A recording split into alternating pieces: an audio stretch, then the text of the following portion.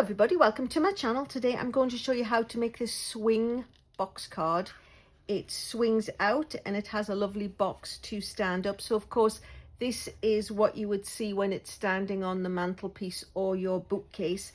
There's a little panel in here that you could add some extra decoration to, but on the back there is the whole panel that you could sign on. So without further delay, let me get started and show you how to do it. It's not overly complicated, so I will get started. It uses a piece of a quarter sheet of cardstock, so 5.5 by 4 1/4.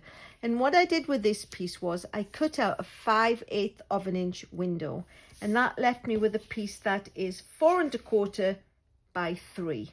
And what I'm going to do is I am going to cut that down to be 4 1/8 by 2 7/8, because it just needs to be that little bit less. Oops, don't know where that piece went. Oh, didn't actually leave. So it looks so much better if there is a little border around, on top of which it makes it easier for the opening and the closing. So that is that. Just cut it down by 1/8 of an inch. Whatever size window you do, just cut it down by 1/8 of an inch on one long side and one short side.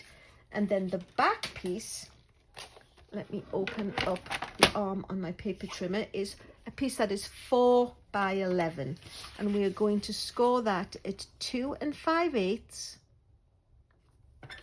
Make sure the cutting blade is out of the way. 2 5/8, 5 1/4, 7 7/8, and then all the way across to 10 1/2.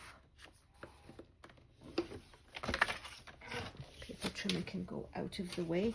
So now that gives us, when we fold it on the 5 1/4 piece, that's really the main body of it, because a little 1/2 inch piece is what we can close it down with, and the two pieces in the middle, if you didn't have a paper trimmer, but I can't imagine you wouldn't, you can just fold a 1/2 inch away and then fold it technically in half of what you've got left, and then each half in half. But you do have a paper trimmer, so it's going to go a lot smoother. And then what I'm actually going to do is I'm just going to miter off those corners just a smidger, just because it sort of lays easier and out of the way. So I'm going to put adhesive all the way down this piece and then fold it in half on itself. So we now have a piece that's 5 1/4. And then, you know, the usual rule of sometimes depends where on the paper trough it falls. I'm just going to fold it the opposite way to make sure it is a true box.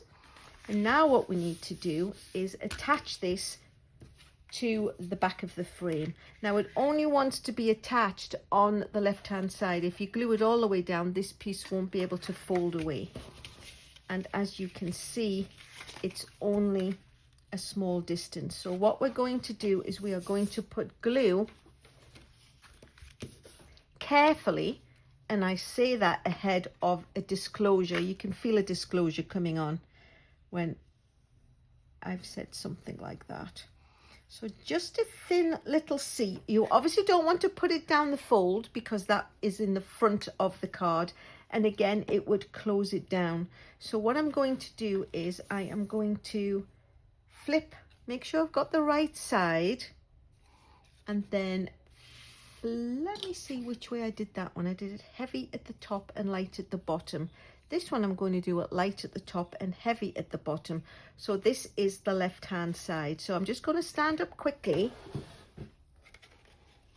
and pop this onto there so it looks like it has a border all the way around. But because I've used liquid glue, which I do sometimes, usually I can sit down now so I'm not yelling into the camera, I'm going to let that sit. And here's the full disclosure reason why. I'd already started one And then when I swung it, it wasn't quite right, and I realized it had gotten off kilter. So this one, unfortunately, it's rescuable, but it wasn't rescuable while I was doing the video for you guys. So I've set this off to one side. So now we can trust that this is stuck down,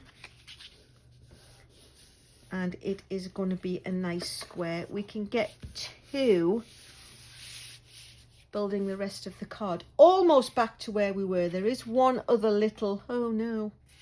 So as you know, we cut the 1/8 off, so it's now 4 1/8 by 2 7/8. And then I had one little piece of lovely designer series paper left, and I'd cut it down to 4 by 2 3/4, which is the size. This is the same size as that one.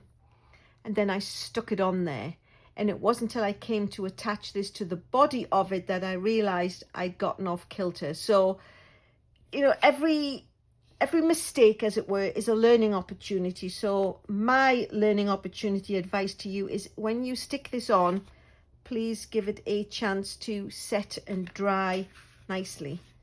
I am more of a rolling adhesive user. I do use liquid glue. I can't say never, but really. And then what we need to do is a ZZ fold. So using the fold in the middle, you don't want to attach the flap to this, or you would stick your card down. So what we do is eyeball this as the area where you can't go further than, and then lay this in where it's going to be, and you can just see the tips of that fold line, and then put adhesive over on the right hand side. So when we flip it over and tuck it into place, it's going to go all nicely with a nice even border around. And then when we move it, this side was only stuck to the left, and this middle piece was only stuck to the right, and now it can swing free and clear and have the box on the back. And the reason, you might say, well, if you're doing the video, why did you not just bring in a new piece of designer series paper? This was the only scrap I had left of this particular design of that whole pack of designer series paper. I am absolutely loving it. So, you know, got none left. Just little scraps of pieces. So there we have it. So we are back on track.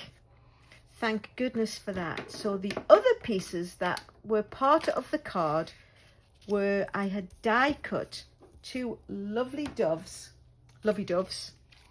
out of the Peace on Earth dies. I cut 2 white doves, as you can see, and then using this little olive branch, I cut it out of the sparkly silver glimmer paper, which was part of the suite. And then the square I got from the ever popular Stylish Shapes. And then using the Peace on Earth stamps, I'm going to actually literally stamp Peace on Earth. So I'm going to do that with Misty Moonlight, which matches the paper. And let me just ink it up nicely. And put it in place. Now, a tip that I learned quite a while back was, don't put your stamp onto your block evenly, because what sometimes your eyes try to trick you and use the bottom of the stamp. Quite often I'll do it like exaggeratedly on a diagonal. So I'm for sure going to use the stamp and the whatever I'm stamping it onto to make sure it's stamped nice and straight. That's just a little extra tip. Now this one, as you can see, I put the silver drussy gems on, but this one with its extra designer series paper is quite busy all on its own. So I'm just going to attach that to the middle.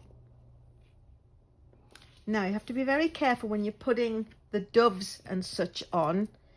You can't go beyond here, because if you put glue all over the dove and stick it down, you're now going to use the dove to attach the frame to the middle. It only wants to swing free and clear.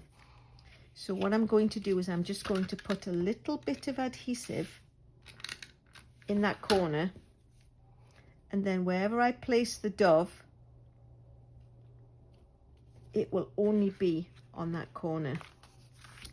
And then let me bring in my silicone mat and the liquid glue I am going to use, obviously, because this is such a small little piece, but I'm only going to put glue on the bottom 2 leaves and the stalk so I can get it, oops, give it to my little dove.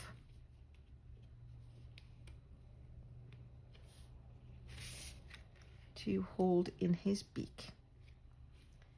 There we go. And then likewise with this dove, he can only go on the frame, because if it goes on to here, it will do the same trick and stick the card closed.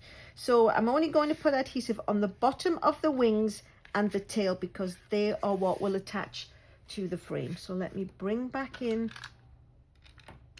my silicone pad so I don't get sticky everywhere. So now pop him in the corner, and there you have the card. However, one last little trick. I think that it's rather sad that they're sightless doves. So what I did was I brought in just a Sharpie and I just put the tiniest little dot where the eye, I feel, would be, and make them be sighted doves. So it's more or less the same card, except this one is plain with the lovely drussy bling on it, and this one has a little piece of the Peace on Earth Sweet Designer Series paper. So those are the 2 cards that we just made. I'll bring in a card. This is where I got the idea for. I'd made this card forever ago. You know, I mean, those of you who stamped for a while can see how old these balloons and that birthday is. But just to show you, I mean, it's great for any reason. But again, the balloons are free and clear on this side, and this balloon isn't. Nothing is holding the card closed. So technically, there are 3 cards for you, my loves. If you like what you've seen, please consider subscribing. If you have a question or a comment, ask those away in the bottom. Do let me know what you think of them. Feedback is always helpful, and then it helps to know what to choose to deliver to you guys for the next time. And in the meantime, thanks so much for watching.